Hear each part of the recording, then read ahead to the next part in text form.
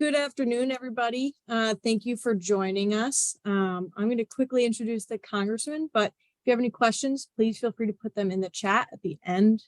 We will have Q&A, but for now, I'll let the congressman take it away. Well, thank you, Natalie, and thank you all for participating today. Good afternoon, and I know everyone's busy, so thank you for taking out time of your busy schedule to join us for this afternoon's Grant 101 webinar. Before we begin, I offer my heartfelt thanks to David Johnson. Thank you, Deputy Assistant Secretary for Health at the United States Department of Health and Human Services, for joining us today. David will present information on the registration, search, and application processes for federal funding opportunities. And as your representative in Congress, I'm dedicated to securing federal funds for our district. Throughout my time in Congress, my office and I have helped hundreds of local communities and organizations secure millions in federal funds by publicizing important grant opportunities, writing letters of support, and helping applicants navigate through the grant process.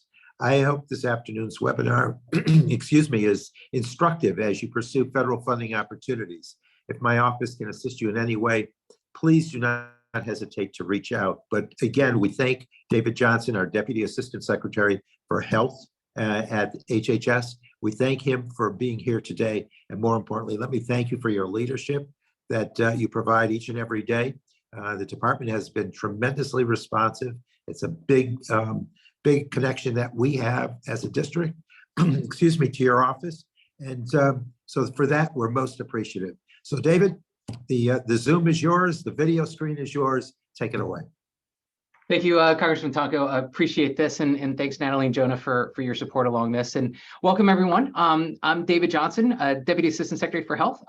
My role actually within the Department of Health and Human Services is I manage our regional offices. So within HHS, we have 10 regional offices. You all are in Region 2. I will say is, even though I have 10 of my children out there, Region 2 actually is my favorite. I do tell folks, and it's not just because I'm talking to you, I had the opportunity of being the acting regional health administrator, so overseeing that region several years ago. So once in New York, always in New York. So I do appreciate that region the most, and my other regions do understand. So given that, really happy to be here. So part of what I used to do before getting into this position in March of 2020, I actually knew the regions for a long time before I came into this. I was a funder through the Title X Family Planning Program. So started as a project officer, walked all the way up through writing grant proposals, evaluation, setting up the process, and doing awards. So what we want to go through today is, and I know that there is this variety of individuals, from academia to NGOs to small business, probably for-profit as well. There's a couple themes that I'll talk about, but what I would like to get over today and communicate today is, one, give you just a snapshot of what grants.gov and how to search for grants, not just because, I mean, everyone can look through the process, grants.gov. That's one of the sites that I'll show and we'll go over a lot, but try to provide some tweaks here and there. So as Congressman Tonko indicated, he's been successful in promoting and getting grants and helping share those with you in the district and also the nation itself. So it's not just unique to region, to District 20. But what I hope by the end of this is that we go from knowing the availability, knowing where to search, getting better at identifying those that align with you as an organization, you as an individual, but also you as the mission and vision that you have for those that you represent, is clicking a couple different levers and making our application better, more attractive, right? What's the nuance between that? Because, right, searching and identifying a grant is important, but being able to write and author and communicate your message and your proposal out that's what's critical. And so with that, so we'll go with that. So I'm going to share my screen now, and these will be available after. So Natalie and the staff they'll be able to communicate this out a little bit later. So just letting you know. So presume folks can see this. It should just be New York 20. Can I get a thumbs up anywhere? If like, could folks see a slide deck?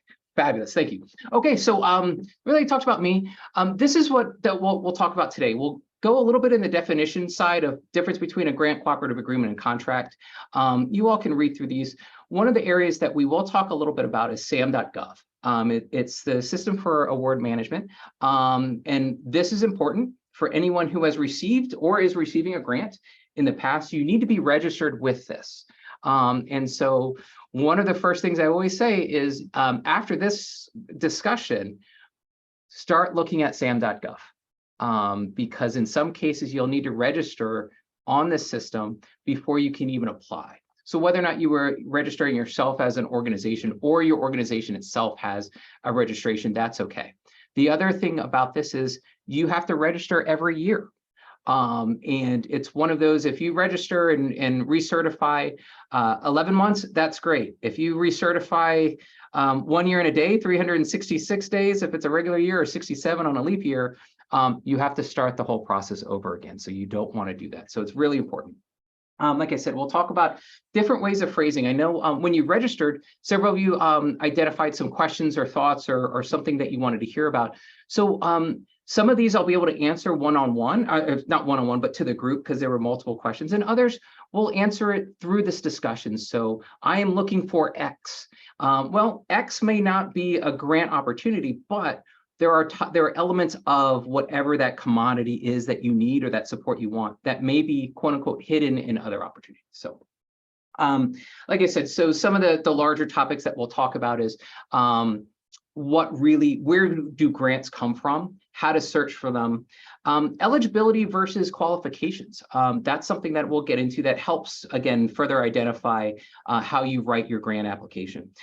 The other areas that I want you to think about as we're discussing this, but also when you're developing your own application. And again, this is going to be more grants forward than it is contracts.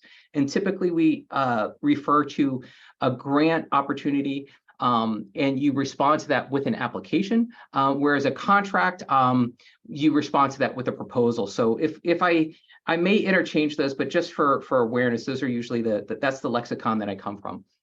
The things that I do want you to think about though is business acumen. Whether or not you are a not-for-profit, you're a larger for-profit entity, you identify as a small business or even a part of a large business, whether or not you're from academia or you're public, federal, well, probably not federal, but a state or local government or jurisdiction. I want you to think about yourself as a business, or at least the components of business acumen that you need to be thinking about when you're competing, because part of the intervention is the science part of it, or the intervention, what you're developing and proposing, and eventually will do. That's the methodology. But there is a business aspect to this. How do you manage that project? How do you manage the thousands to millions of dollars that you may be receiving in federal funds? Federal government's giving this money out. We want to make sure you know how to spend it. So there's a business acumen piece of that. And again, have to be objective. You may believe and you may have the best program in the entire universe, but I don't know your program. So think about objectivity. How do you, again, communicate that? And then being very purposeful, right? We think about strategic approaches in all the things that we do. That's also in how you develop your projects, your proposals, and your applications. It's also how you do your searches. So thinking about that. So first, where do grants come from? Well, we have legislation, and I won't draw on too much on this, but the reason why I include this slide is when you're applying for a grant, one of the strategies that I promote is knowing where that grant comes from. So 2 CFR 200, that is the universal grant requirements. So that actually instructs the entire federal government, not just HHS, these are the structures that you need to know about. It defines how you can apply, what are definitions, etc. As you get below that, so right, this is overarching across the department, across the government. Each department, DoD, Health and Human Services, Department of Homeland Security, EPA, all of these may have different regulations. Why it's helpful to know this is you understand better why that organization is making a grant. What is their mission? right? So when you're applying for that, you actually are writing a little bit to them. You're not just applying. You said you had money for this, we can do this. Well, yes, but if you're applying, if I'm going to provide funding to you, I want to know, one, you can do this, but also that it truly reflects my mission, my vision, and the requirements of the office itself that is funding that. And again, the purpose of this is really to define those requirements, which we call rules, provide expectations, and provide some guidance. It also provides very helpful definitions when we do this. Life cycle. So we're going to talk today about most of these, at least most of the pre-award and the award phase, right? So a funding opportunity, we call them a NOFO, the Notice of Funding Opportunity. We'll talk about the application submission process. We won't go too far into that because I think we want to talk about the development of it. And then the award phase. So right after you have something there may be a negotiation. So we're looking at Mr. and Mrs. Smith, they've provided an application, we like it. We may want to negotiate of saying, we're going to provide you this amount of money, what would that do? Final award decisions, and then actually how you are notified if you're successful. Like I say, we won't get too much into what happens after you get the award, but know that, to be honest, the hard work starts after the application. For many of you that have developed an application, it is arduous, right? It's a lot of time. But now that you have the money, you have to execute, you got to do the work, and that's a challenge. So again, what is the difference between a grant and a cooperative agreement? So a grant, this is really this is that legal paper. This is the agreement between the federal government and the recipient about what we're going to provide and how we're going to provide that. And we do that by ensuring that what you are providing has a public purpose that the law, Congressman Tonko and his colleagues have indicated in order to carry out something. We're not purchasing something, so it is taking this money for the public's benefit. So it's not just for one person's benefit, it's for actually the communal benefit. Those are the ways to think about a grant. A cooperative agreement is actually very similar to a grant. What it does, though, it actually states the level of involvement the federal government is going to be providing. So in theory, we could say a grant, you said you were going to provide intervention X in order to achieve Y. And we like it, and we say you're going to do that. We've already approved your grant process. You have to just do what it is. I can't come in there in the middle of the year and say, I want you to do this. I want you to change. That's not something, because we've approved your grant application the way it was written. A cooperative agreement, we're approving that grant application, but there may be areas that we want to have more consult on. So an example would be if you're doing an educational program where the science continues to change throughout that. So you said you were going to use this model, and then as we get through, something else changes, or we need you to add 20% more on the background versus the 10%. So, but the crux of this is that in a cooperative agreement, this substantial involvement must be and will be explicitly stated when you apply.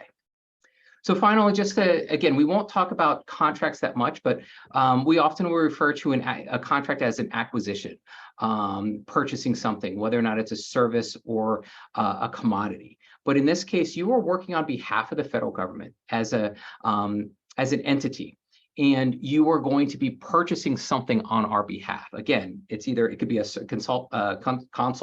consultative service. It could be a commodity.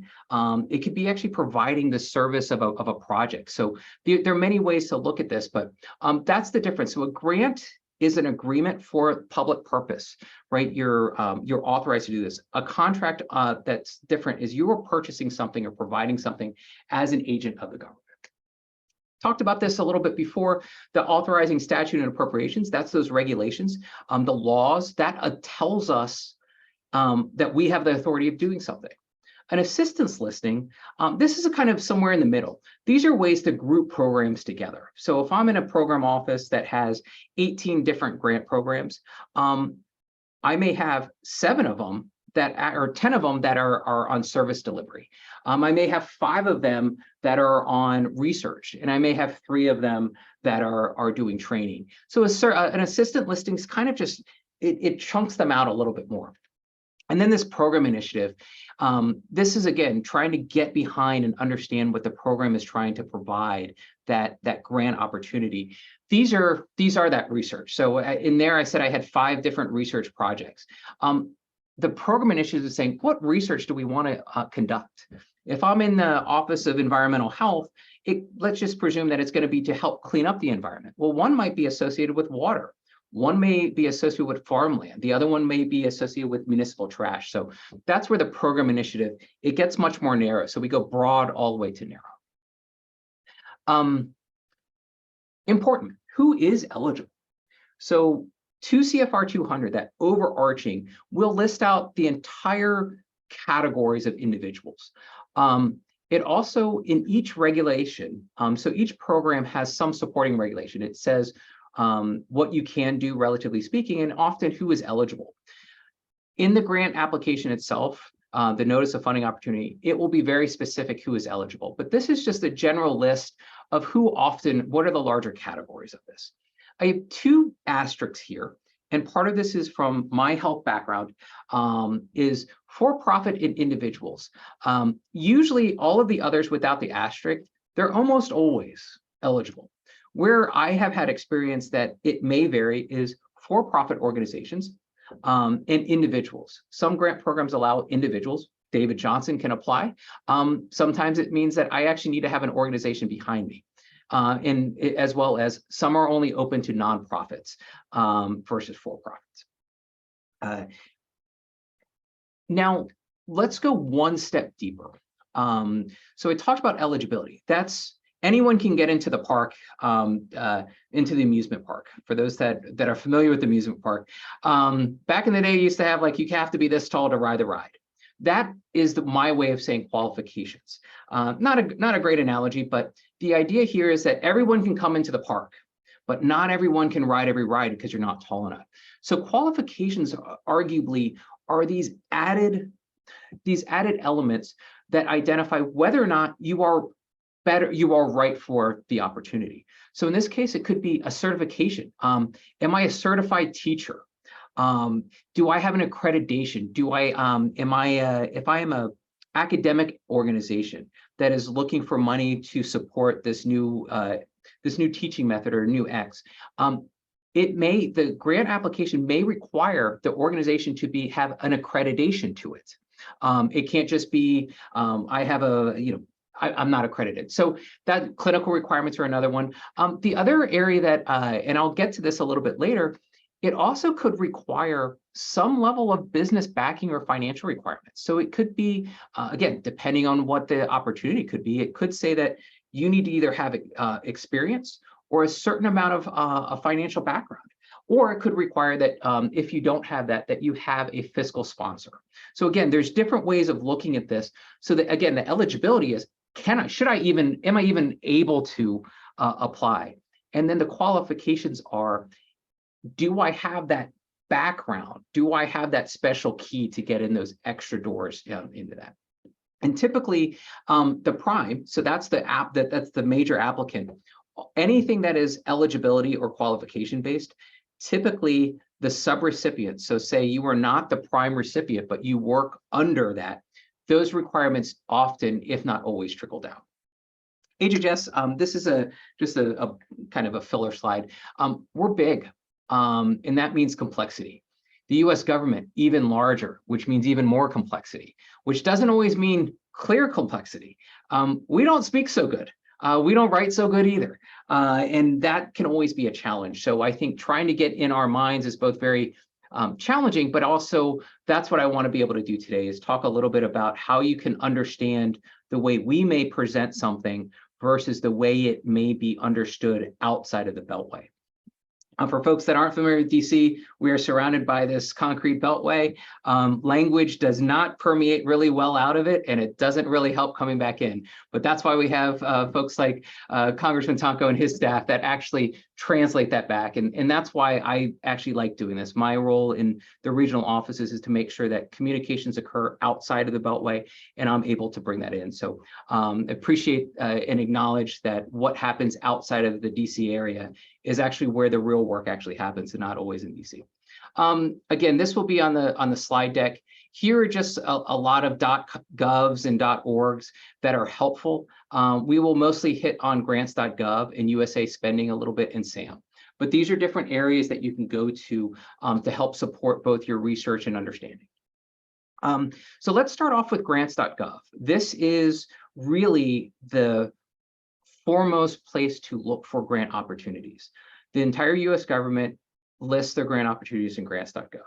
They may also be co-listed in other areas, but all grants are supposed to be listed in grants.gov. And that could mean Health and Human Services. It can mean Environmental Protection Agency, Department of Defense, all of these. HHS is the largest grant maker in the entire world.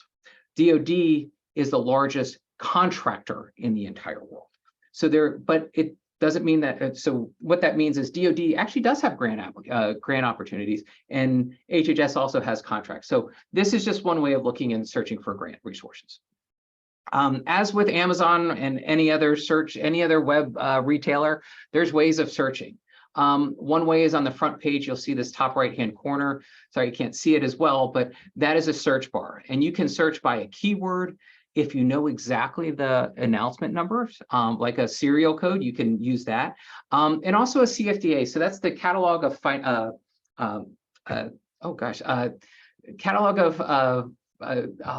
financial domestic assistance.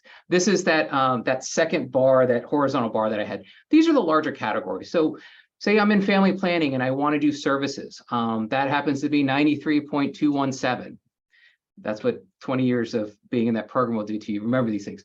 You may know that it's there, so you'll search for that and know that there's a series of different opportunities there. But again, just like Amazon and all these other retailers, you search by keyword. And what we'll talk about today is how to narrow some of that keyword search down. Because if I were to include, and I saw some of these notes that folks are looking at nutrition, I think nutrition security is one of those. Food security is a term that, at least for several of us in the field, means it's talking about availability of fresh foods, availability of nutritious foods, being able to provide support and assistance to children and also low-income individuals in schools. But that's food security. If you were to Google food security, or at least put that in grants.gov, you'll get a lot of FDA certifications of testing. So, right, what really are those words?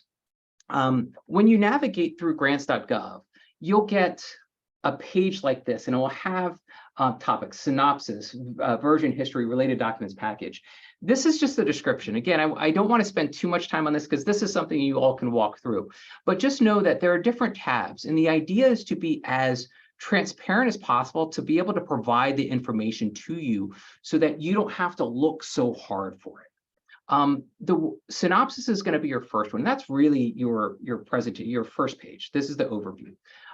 While at the bottom really provides a description of the opportunity, the two things that I have up here are really what I think actually are really important.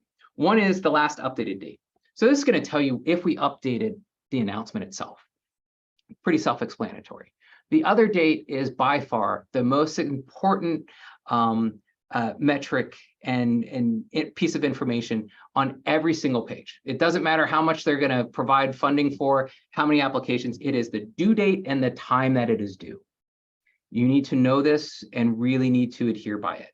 This says June 13, 2023, no later than 6 p.m. Eastern time. That is not a joke. If you're at 6 p.m. and 7 seconds, you are late and it may not get reviewed. There is very little flexibility on this. In my experience, I've only seen one, and I'm talking about thousands of applications that I've seen come through, one that actually got dispensation for it because there was enough documentation and a system had gone down. Please do not expect for that to occur. I say apply early and apply often. If you applied on June 12th at 12 p.m. with a 80% complete project proposal or application, that is better than 120% done application on the 13th of June at 7 p.m. The 7 p.m. The day of it's due, after it is due, will not get reviewed. I said as we navigate, this is where you'll find the real specific eligible applications. So in this, these are all the listings of individuals who are eligible or organizations. And so again, that will be very specific per grant and application.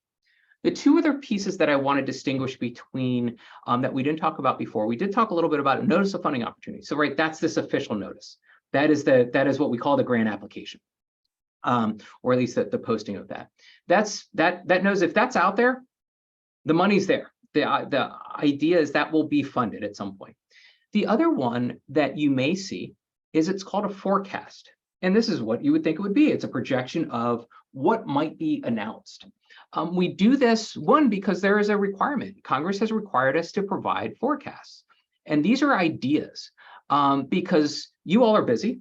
You want to be able to plan. We want you to be able to plan. We don't want you to find out of an opportunity the day that it comes out. Ideally, you would look through this and say, okay, the government is thinking about providing funding for this in this amount around this date. Okay, let me just chalk it up. Let me maybe, I will follow this. I'll write it down. It seems interesting to me. This is, again, for planning purposes. So there is a difference between that. A forecast may or may not ever be posted. The likelihood of it being posted is pretty high, but you can't always, you can't just believe that it's going to happen. I talked about synopsis. Again, lots of information on that, not, again, very self-explanatory. Version history, another piece of that. There is an important button on this page, and we'll show it to you in a couple slides later, and that's this upper right-hand corner, subscribe. Why the version history and knowing that it's important? You can imagine. If we were to change something in there, whether or not it's a due date, maybe we saw a typo, something else, you want to know what's been changed. What if it's an updated mission?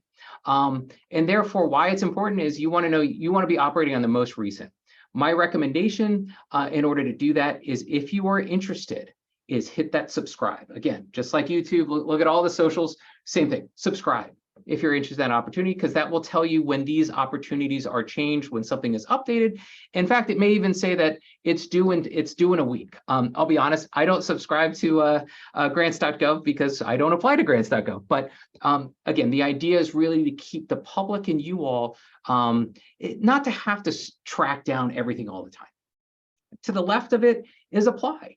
Right? How do you apply? Well, applying is actually one of these things where it does differ by department. And when I say department or agency, that's the Health and Human Services, that's DOD, there's these larger areas. And also can within each department, it can also, some of the processes can also vary as well. So again, look at it as early as possible if you're interested, and walk all the way through that application. Again, the reason why I'm kind of zipping through some of this is I want to get into I would argue, a little bit more interesting, like what are some suggestions? So we won't start over, but again, one other way outside of the upper right-hand corner is to hit that search, the tab for search. You can go in there. We will talk about this on the left side. We see forecasted versus posted. When I said the notice of funding opportunity in that other slide, that's a posting. When we say something is posted, it's live. Forecasted, as you would expect. It's not live yet. The opportunity is still being contemplated, but not there. So again, I'm gonna slide through these real quickly. Again, as you are familiar with through any other search items, on this side, on the right-hand side, these are different ways of searching through it. Am I looking for a specific category? Actually, I really am. I know that the Department of Agriculture has a specific opportunity here, and that's what I want to search for. So there's different ways to look through that. Talked about and again, some of these questions came out. So one question that I had, actually was a couple questions was that were submitted before is, how do I access, I need to renovate my house, or I need a heating, or I need a heat pump. You can search by that. Likely is that the likelihood of actually finding something that specific is challenging. So on the left side, these are the terms that we usually use, at least on the health side, that aren't the best terms, but these are large categories. So think about health disparities. What does that really mean? Look at environmental justice. I think some of us know what that means, but what does it really mean? So you can search by those. The other thing is, but when you search by something like health disparities, you may get 1,000 hits. That may not be ideal for you. So how do we get a little bit more specific in our search? Maybe we're actually looking about providing services to a certain community, increasing access to healthcare. We're actually thinking about rural health communities. Again, apologies for this being so health focused, but one example, like I said before, a question was about how do I access, how do I get funding for a heat pump? Well, the issue may not be getting funding for a heat pump, but the grant opportunity may be for supporting in more efficient energy, right? So maybe the heat pumps now, what they were 20 years ago, are not what they are now.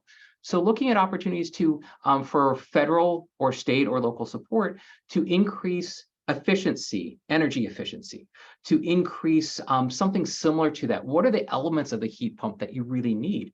And that's kind of what this right side is, taking these larger terms and being a little bit broader in it. Like, what could it really mean? When you think about innovation, business expansion, this could be something very different than what we may think today. So again, just different ways of asking the question into the system. I'm not going to go through the application process just because I want to be able to answer some questions. But this, again, you'll get an opportunity to get through this, and so a lot of this is actually just step by step going from tab to tab on this. So the one area that I do want to talk about is recommending that you register with grants.gov. You won't get spammed on this, but again, it makes applying a little bit easier. You have a system in there, and I'm actually going to go back one area. One of the things that the federal government has finally done is we are improving the way we do logins. Some of you may be familiar with login.gov. I believe IRS does use this, and some others we use this. So you may already actually have a login to grants.gov. You may not be registered with grants.gov, but you may have a login already in that login.gov.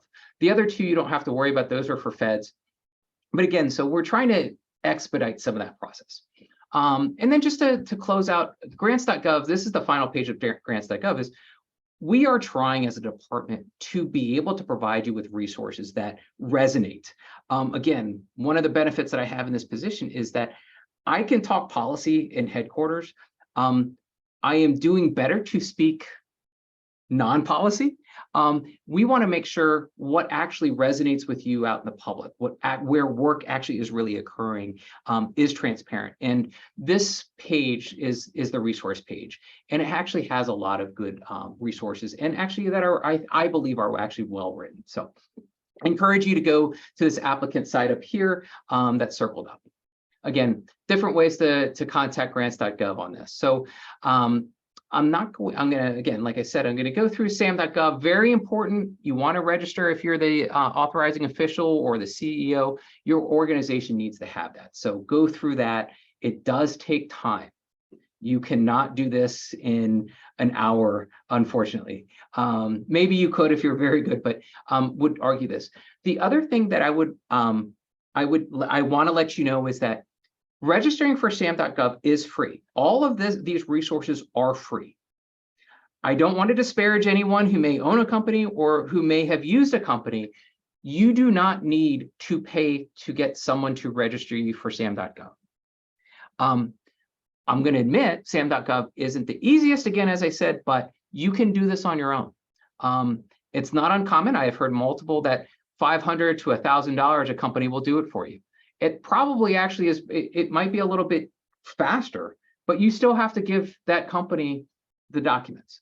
I would encourage you to be thoughtful to be able to do that. I can't tell you not to use them, but I think you can do it on your own. But again, it takes some time. So again, another area is usaspending.gov. One of the opportunities that I talk to people about is if you haven't received a grant before, the first one is always the hardest, just like a job. Your first job is your hardest job. And then after you get that experience, one area to be able to possibly facilitate your eligibility is becoming a subrecipient. So, right, organization ABC has the grant.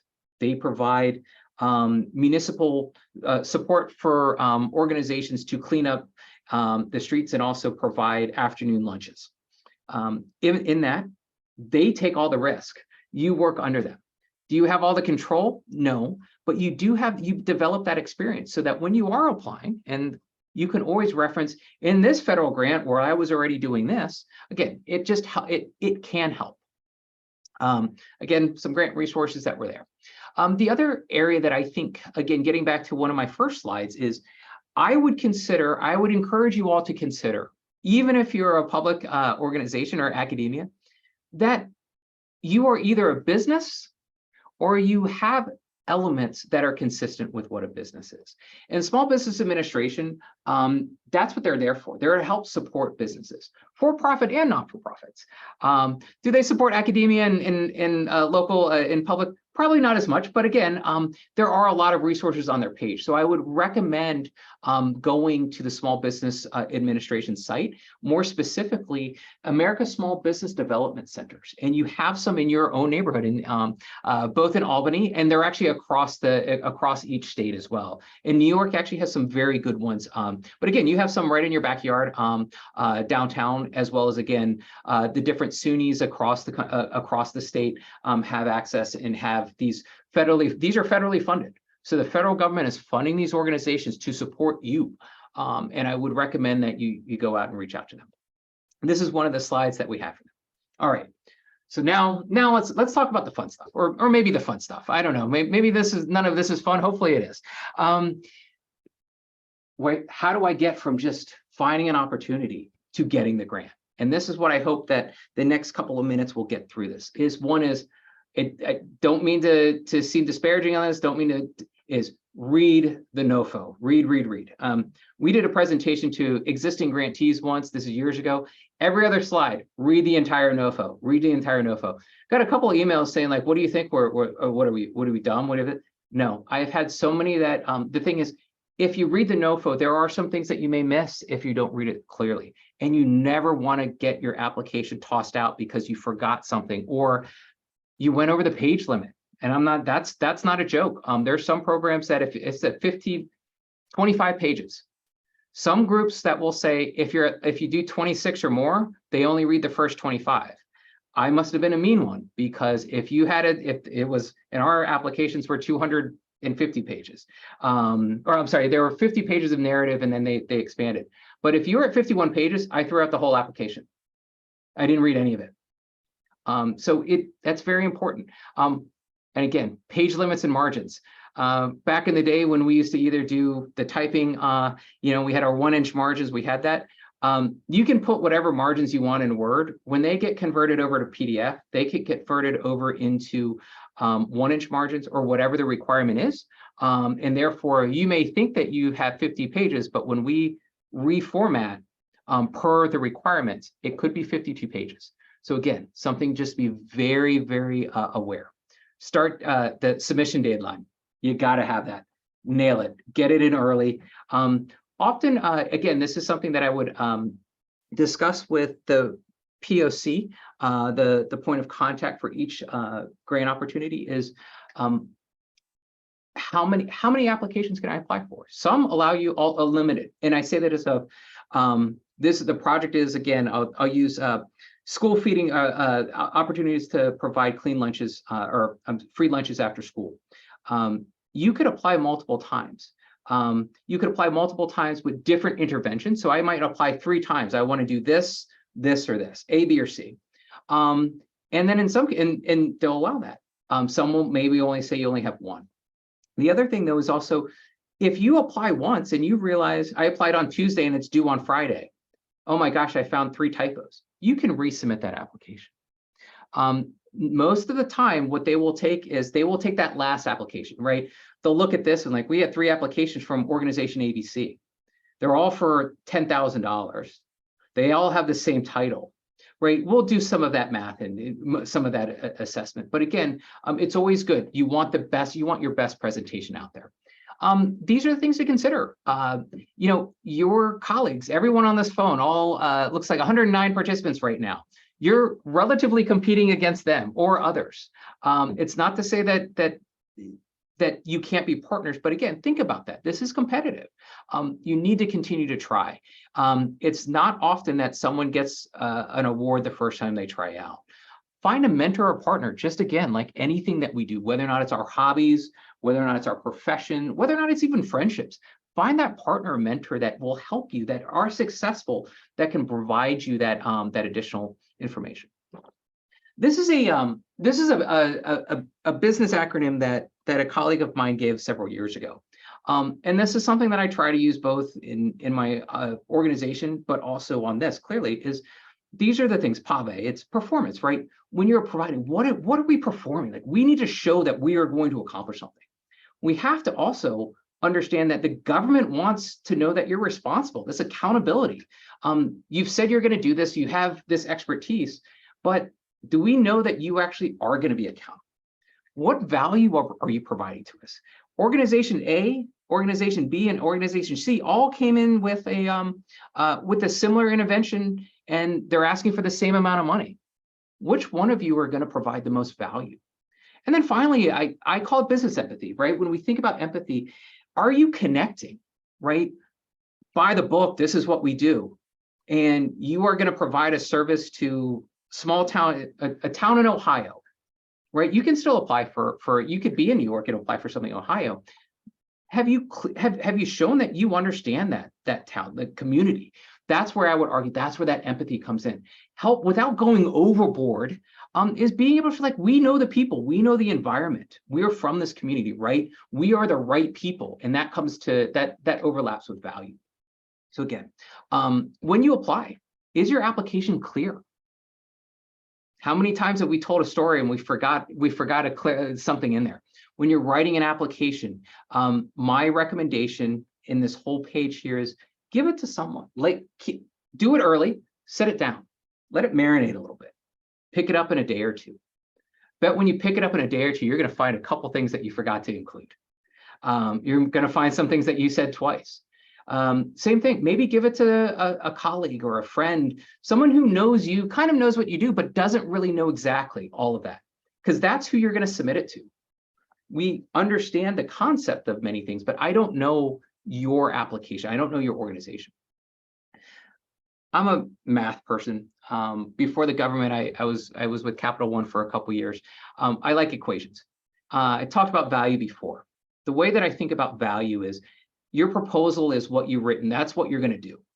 Your environment is that business empathy. Who are the people, the environment? What is that unique part of where you're going to intervene? And the most important part of this equation is strategy. How are you going to do that? Again, organization A, B, and C, you're all working in the same town. You're all going to recommend the same relative proposal, but you're going to come with 3 different ways of doing things. And value isn't always, I'm the cheapest. Value is really a construct of quality. So thinking about that, what you bring to the table, why you are the best. So that's, again, I like math, so I see that, I see the numbers kind of in my head. Again, so we think about, what do we think about, I'm sorry, when you know, who's going to read your application? So these are kind of the areas for you to be aware of. Subject matter experts, some of them could be academics that really are absolute experts in their field. Because I have some good close family members that are economists. Economists are the smartest people in the room, just ask them. But when you tell someone I'm going to buy a red car, but the economist says the most value, the best risk is a blue sedan. Well, I don't want that. Their head explodes. So sometimes the subject matter expertise really understands the topic, but may not always see that context. So thinking about all these other that may read it, how do you tell that same story to a slightly different audience? Budget. What really are these things? Is your budget, is your plan, your strategy, is that realistic? So again, these are some things just to think about. Won't go through that too much, but I do want to open it up to some questions. These are some topics that we'll talk about for a little bit more, maybe a little bit later if we have some time. The last couple of slides are really looking at how are proposals evaluated. I talked about that a little bit more. In your NOFO, the Notice of Funding Opportunity, all proposal evaluation criteria will be listed. We have 5. When we review your application, we can't include a 6th just because we want to. They're going to be there. That means that you are competing with someone else. You know what the test questions are. So you want to integrate those quote unquote test questions, those evaluation criteria into your narrative. So again, have it here. The other opportunity that I would talk about and I would recommend is how to, again, if you've never applied and you're thinking about that, become a grant reviewer. This gives you a little bit of the inside track. It's not going to give you a leg up, but it is going to give you some techniques. What do the panel of independent individuals look for, right? What are we actually reviewing? What resonates across the group? Again, whether or not it's your industry or somebody else's or another industry that you're opining on, it does help to understand, right? We're reviewing all these criteria. They did this and this, but then someone might say, yeah, but did they ever think about how this might occur, right?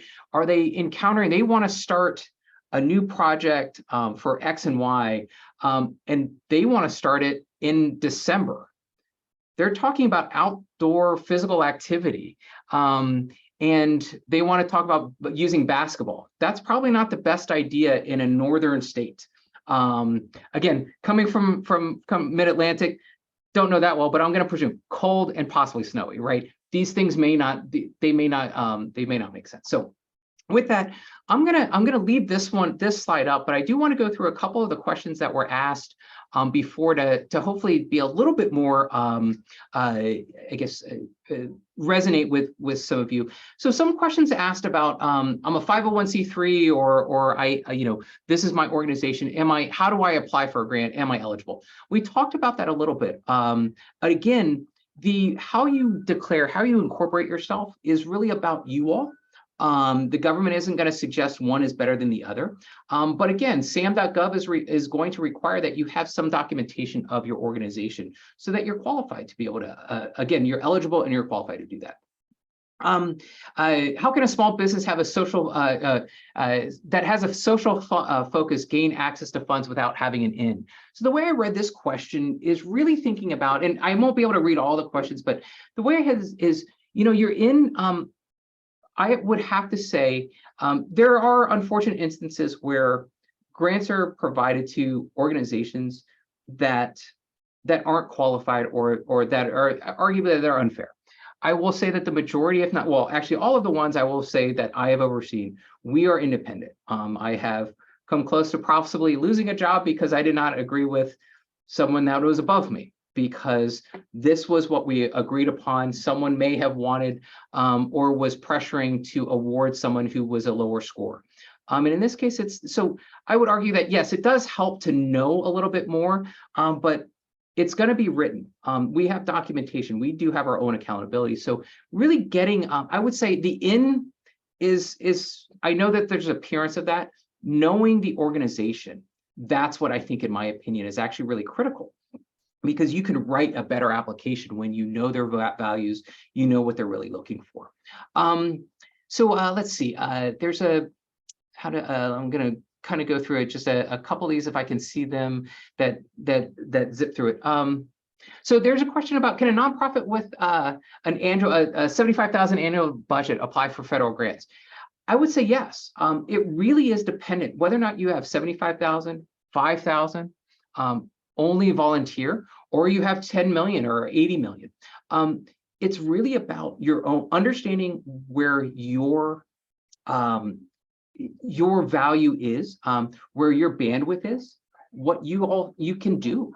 Because again, applications take weeks to be able to write. And time, as you know, time is money. It's the most expensive and valuable resource. We can't get that one back. So again, really, it doesn't matter too much. What I would argue is, or what I would recommend is, when you're applying for a grant, you know your values, you know the mission of your organization. My recommendation has always been, when you apply, it should really be associated, even though there might be like, wow, this is easy money. It very much should be associated with the values and the mission of your organization. Easy money is great, but it's really hard to spend. And I say that kind of jokingly, but it is. If you don't have the heart in it, even if it's there, it is hard to be able to take those funds and to put in something that doesn't really align with you do on a day-to-day basis. So again, recommending that the better you know about your own self is the better way of doing a lot of things. There was a question around religious organizations. So yes, faith-based organizations, I typically will respond to say faith-based organizations are inherently similar to a community-based organization with an asterisk. They have faith to them. Faith-based organizations know the community very well. There are some legislative both restrictions, but also some flexibility that religious organizations may or may not have compared to another CBO. So again, need to look into when you're applying what that may mean, why that may be more important or less important to you as individuals. So I see a question about the difference between a federal grant via grants.gov or ERA Commons. So grants.gov in of itself is where everything should be referred to. Again, I say that in a Pollyanna standpoint. ERA Commons is the system that NIH uses. So back in 2015, there was a DATA Act, the Digital Accountability and Transparency Act. The purpose of that was to be more transparent in not only how we announce grants, but more importantly, how we show the American public who received a grant and how much they received. So every grant that the US government awards, you can find out who got it, when they got it, how much they got it, how much they actually spent of the money that they had. That's where USA Spending comes in. And so I'd recommend going in there. But ERA Commons is their own grant system. It's a smaller system. So there's typically not a difference between the two there is probably some, there is enough of a difference. I think you can still apply through ERA Commons. But again, I believe that is usually only NIH related. So I'll need to check up on that and revise just in case I'm incorrect. Is there a typical time frame announcement to deadline to award date? Ideally, and Congress has required us to have at least 60 days. You can get dispensation to have 30 days, which is very bad because nobody wants to have a 30-day to turn around and say, oh my gosh, we have 30 days to apply. 60 days is common. 90 days is usually ideal. Again, those are for usually annual, like one-offs. There are applications that are rolling applications. So they could have, like, they will start, say we have 5 years to spend this money or 2 years to spend this money, whatever it is. And they will do a rolling application and say every year we'll actually look at applications twice a year. We'll look at them in October and January, who knows? So it can roll, but again, that's where reading through that, that synopsis in the application would be there. There will be a recording that will be available as well. So like I said, the typical timeline, it does vary. And that's hopefully why if you're able to, and if the government actually does a good job on the forecast, that gives you a little bit more time because you now can prepare for it. You have a general time frame when it's going to happen. What I would let you know is that, and you may all be familiar, our federal budget period, our federal fiscal year goes from October 1st through September 30th. It's not uncommon that over the summer, you will see a lot, or end of the spring, you will see a lot of grant applications go live, just like contracts, because we need to spend our money before the end of the fiscal year, especially if we have one-year monies. So this is fiscal year 23. It started on October 1st of 22. It expires on the 30th. I need to obligate that money by the 30th. If I don't, it goes poof. It turns into a pumpkin. And so that's kind of one of these things. So think about where seasons happen. It doesn't make your summers any better, but sometimes it's not uncommon to see a burst of applications in late winter, early spring, so that they can be submitted, reviewed, and awarded by the end of the summer. I will say that certainly many of you probably have heard the application, the proposal season. A lot of contracts happen over the summer because they need to get the money out. Someone asked, looking at inner city program using underfunded teens using five. That's a good, interesting question. So the question is about riding polo lessons in inner city. So certainly you can always try horse riding, polo. What I would recommend is step back a little bit. What is the outcome? So if you were to get money to do this, what would you want that impact to be? So one might be you're looking at increasing access to athletic activities, teams, physical activity would be another one. When we look at, and then, thinking about not because it's related to horses or polo. And again, I don't know enough about polo to suggest any other way.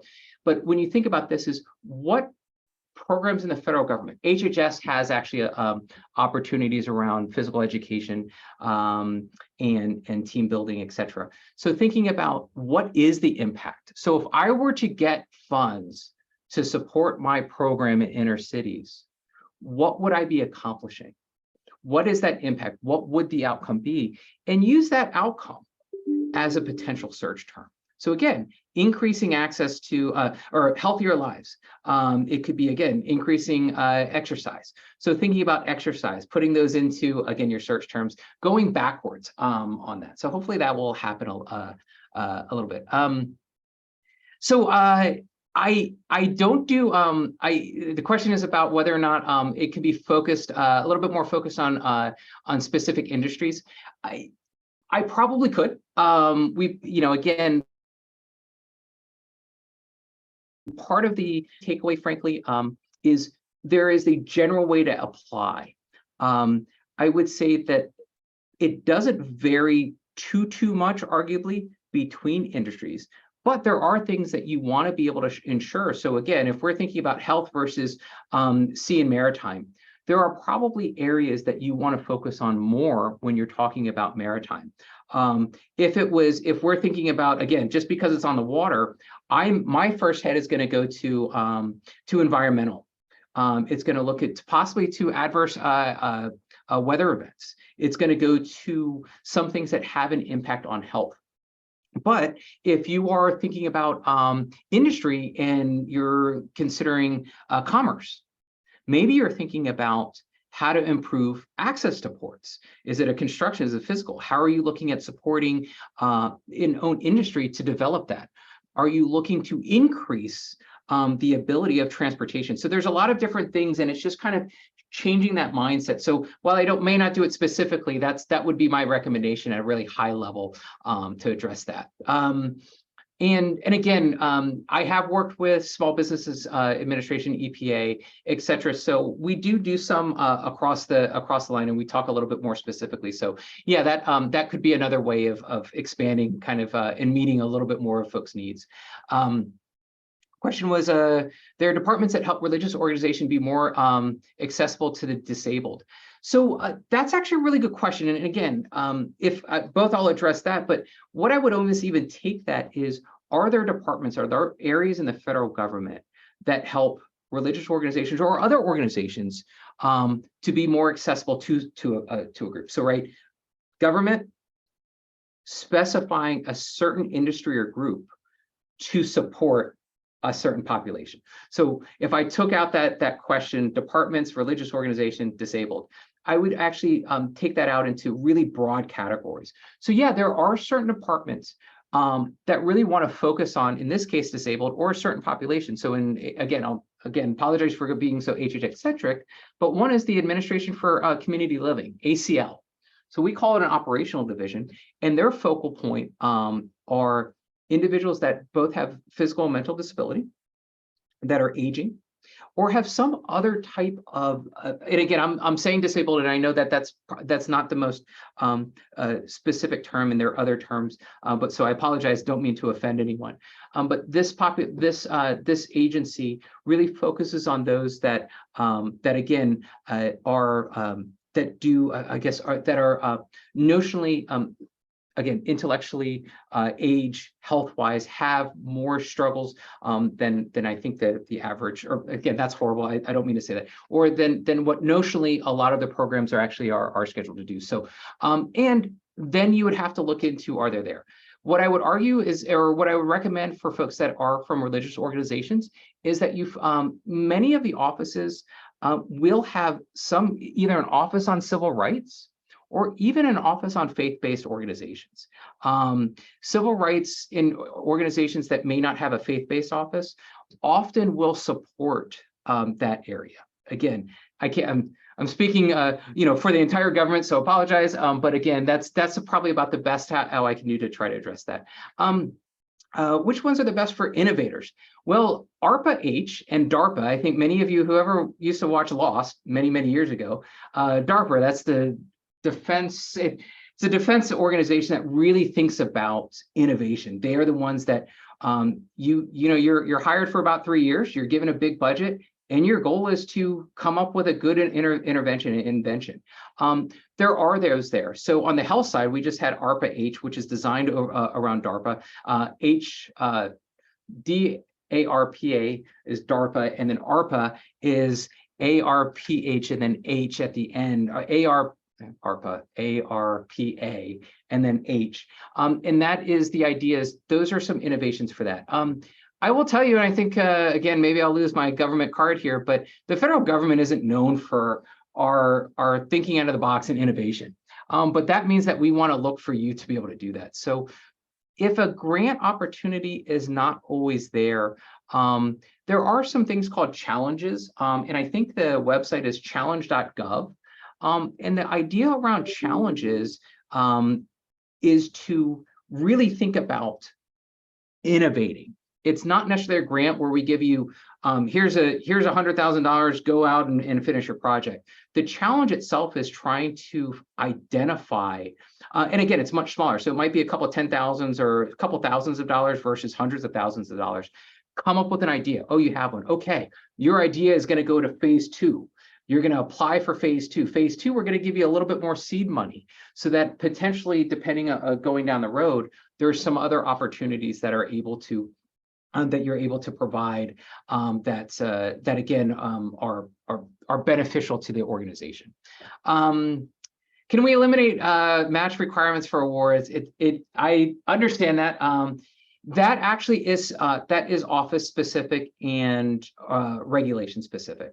Some organizations do require a match. It could be statutorily, it could be regulatory, and that's going to be hard.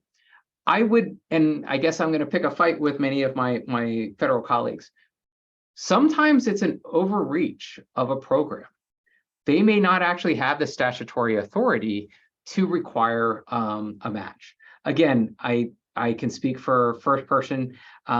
We used to require a match, and we used to state that it had to be a certain amount. We did not have the statutory authority or the regulatory authority to be able to suggest that. Now, the inherent program that we had, you couldn't do it. It was a service delivery program that you couldn't do it with only our grant monies. You needed some match money. But again, unfortunately, I don't have a good answer for that. But other than that, yes, it is acknowledged as a struggle. But I would maybe look up some questions around that and look up the legislation and see if that's actually that already had one. Or that that they do have that requirement, and even ask that question of like, is there flexibility of that? And then also, again, does match mean $1, or does it mean 50%, or does it mean 200% of what the award is? There are a lot of a program wants to be able to provide as many grants as they can, and so sometimes it is within the organization to be able to unfortunately determine what they have. So wondering if there's any, I don't see any other questions in the chat. Hey, David, I'll just hop on. If please. anyone has any other questions, they can use the raise their hand feature, or they can just put them in the chat. But I'd also like to add, after this webinar completes and we get the recording uploaded, I'm going to send an email out to everyone. Also include a spot where you can send along, any questions, recommendations, or, anything else you have, that we could do for you guys to make the grants process a little bit easier. And we'll also send the slides along. But if you have any questions for David, send them along. And we also can reach out to other agencies. If you have questions about specific programming, like you said, there's, innovation, right? If you're looking for a grant for a small business doing some research, or, you have questions about infrastructure, energy, people mentioned heat pumps, the Inflation Reduction Act. There's a lot of rebates and tax credits in there that we can cover in a separate, webinar. with the IRS and our New York State colleagues who are running many of those programs. But please feel free to throw some questions in the chat or use the raise your hand feature. It should pop up on the side here when you hit the raise your hand button. There was a quick question about David's contact info. Yep, there we go. Perfect. Other than being John Smith, I'm lucky to be the first one with the David.Johnson. There's, I think it goes up to 14 or 15 in the department, give or take. But yeah, Natalie, thanks for including that. So there are different acts and different, the Inflation Reduction Act, and there also the Infrastructure Act. There's a lot of these a lot of monies that are out there. And again, it may not be specific again to heat pumps. And I'm glad that question came, that came up around heat pumps. But again, yeah, it's thinking about the outcomes, right? I need support to be able to do this. But again, think a little bit what may resonate with me. I don't know who you are, but like, oh, our goal is, right, we do want, and I'm going to say this independent, I'm career, so I'm not a political appointee, independent of policy, right? We want more efficiency. We want to be able to take their limited resources and figure out how to get them broader. So, think about that. Think about efficiencies, thinking about, again, I know climate change that's still a touchy term. We like to think about now as adverse weather outcomes, right? Adverse weather impacts. And so again, thinking about the outcomes, not necessarily about causation, existing policies, but some of those. Oh goodness, Allison has she gave me the challenging one. Provide any guidance on indirect costs and applying for federally approved indirect cost rate. Wow. So the IDC, that is actually a challenge, and I want to say it is, again, it's more of the idiot, not the savant side of me. I think it is in 201. I think it's 45 CFR part 201. It is challenging. And so indirect cost rates are really helpful, right? So individuals, I think you all are pretty familiar with these. And if you're not, it's okay. So the goal of the indirect cost rate is an allowable administrative cost, right? So there's some cost centers that we can't, like IT is a perfect example. There are things that I'm not going to say that my computer, I have 5 grants. I'm not going to say I use the IT support that allows me to divide my computer time up by 20%, right? If I have 5 grants, essentially it's saying we need this support. We need HR support. We need these things. We need to, there are some supports that we have that it's just too difficult to divide them up into grant and to divide them that way. So yeah, so there, the guidance is, and this is where, again, I don't want to promote going outside, but what I would recommend is actually reaching out to the Small Business Administration and seeing some advice on that. Also, in part of that discussion is actually looking for a fiscal sponsor. Even small organizations can afford a fiscal sponsor, and they will help set you up. They will help kind of identify what you do need and what you don't need in this. But again, yeah, so let's see, if an organization applies directly for a federal grant and includes that entity's rate in the application and then subcontracts out part of the services, can this subcontractor also include their overhead in the budget? So the answer is the perfect federal government answer. It depends. It depends on what is allowable. So often the answer is yes. But again, it may also be no. What I'm going to answer this from a nominal perspective is the challenge here is if you have $1 million, you got $1 million grant and you subcontract out $250,000, right? You have an overhead on that $1 million that you get. Great, covers that. When you subcontract out some of those services with other local nonprofits, I would argue that the subcontractors should put that overhead in their budget. But what that's going to mean is that eats into the dollars for those services. And again, this is where this is not a good or a bad thing. This is just reality. So again, the $250,000 that you're providing, that's going to that subcontract, their budget, if they're using all of their indirect for that, that means fewer dollars are going to that outcome and impact. Ideally, though, what I presume what would happen is that maybe that subcontractor actually has multiple. And yeah, but they need to pay their bills too. But again, they should be able to put that on in their overhead in their budget. It is part of what you're paying for. But again, I would first refer back to each of the individuals' notice of funding opportunities and what the requirements are. There are clauses and approvals within 2 CFR 200, that was the overarching universal grant requirements. They will allow that it is allowable, but again, an entity may have the ability to not allow this. Most of the times that they will allow this, but again, it's just something to be thoughtful of. If your contractor has a 50% overhead or 50% indirect rate, that really cuts into the ability for you as the grantee to execute the program. What value are you providing back? So hopefully that that answers a little bit. The question is, how are awardees notified? Let me go back up to that slide. Okay, so well, let me just make sure that I didn't. Okay, so here's the first one. So you are notified by the notice of an award. So after we make it, again, let's say we're in this calendar, we're going to award on the 1st of September, or you're going to start on the 1st of September. Usually ideally you will get a notice at least 30 days in advance. I will say it doesn't always happen that early, which is, again, that is our fault.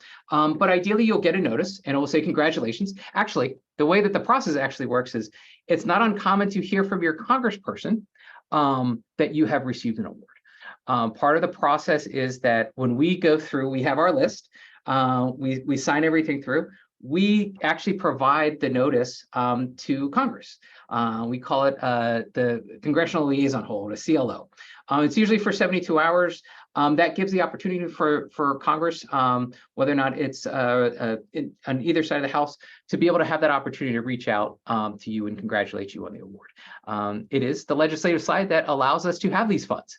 So that's why you may hear from them. And then you will hear officially from us. The notice of award is that official award. That's saying, congratulations, you have X amount of dollars that starts this day and ends this day.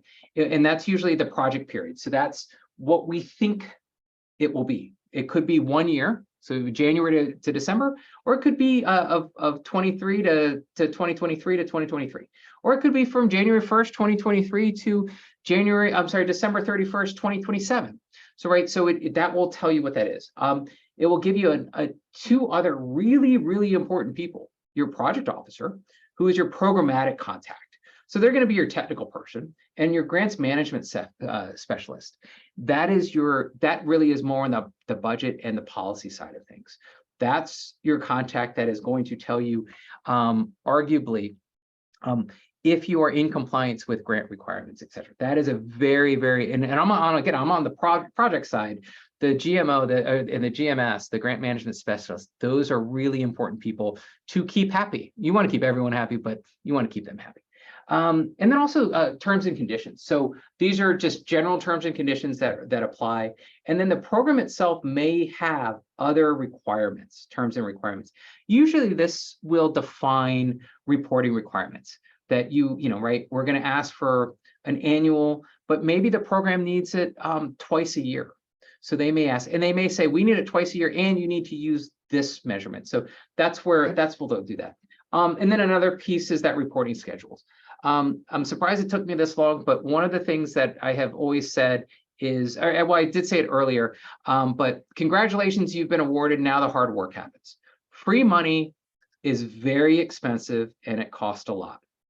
And it costs time. Again, the one element that we never have enough of. So when you get money, when you receive an award, a financial award, understand that some of the stress is in this reporting schedules, the financial and these other program reports. But that's our idea of how to keep folks accountable to that. So this is actually how we do it in this system, but in my background. But usually it's the program office that is going to. So whoever actually is that funder, they're going to contact applications. Again, in this case, if you are unsuccessful, that's typically what we say. You'll receive some notice. And this can come in a couple different ways. you may have been, so right, we have $1 million. There's only so many awards that we can give. If 100 people applied for a $100,000 opportunity, we can only give 10, right? So what happens to the other 90? It could be actually that all of them actually had great applications, but we could only give 10. So you may get it immediately, and usually it might say that you were qualified, but not awarded. Essentially, it means that we just didn't have enough funds. If we got another, $20 million, we could give 20 more awards. So that's one possibility. The other one is just that it's a yes, no. We just don't have the money, or I'm sorry, that you weren't qualified or that you won't be getting the award. So there's a couple different ways. But ultimately, unfortunately, not all proposals can be funded, and that's really that's the issue. So the example I used was approved unfunded. You did a great job, but again, we just didn't have enough money, and that's just the nature of some of those things.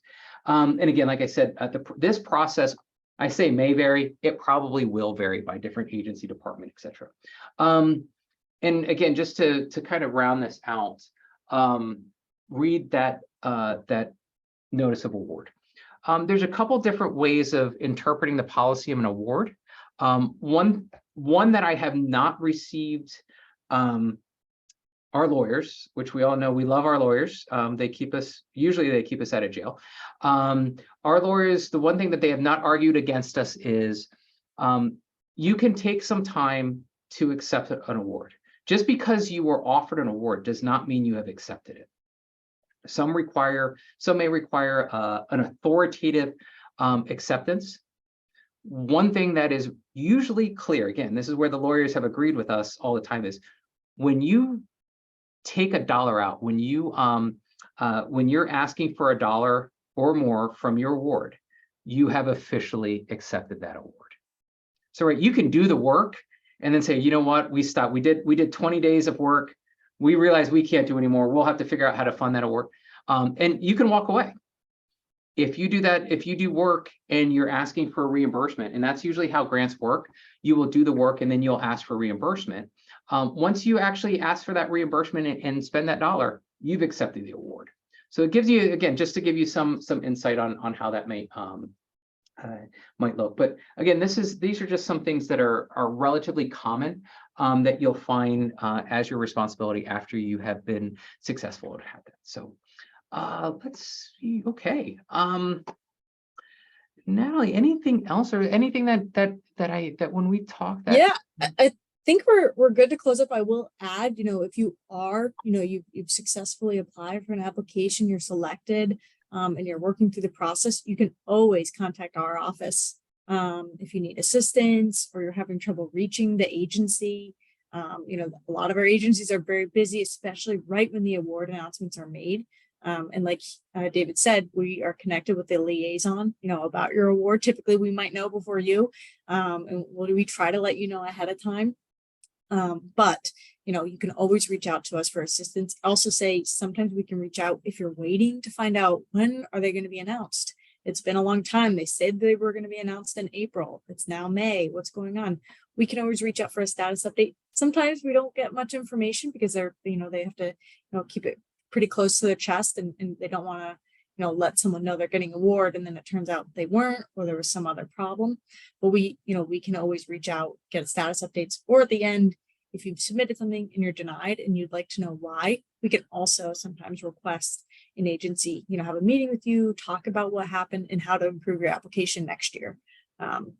We're always, willing and able to do that, for you and with our federal agencies. But I think, that kind of ends it. We don't have any more questions. Like I said, please feel free to contact us anytime. We could do letters of support. We can connect you with folks like David if you have questions about specific programs.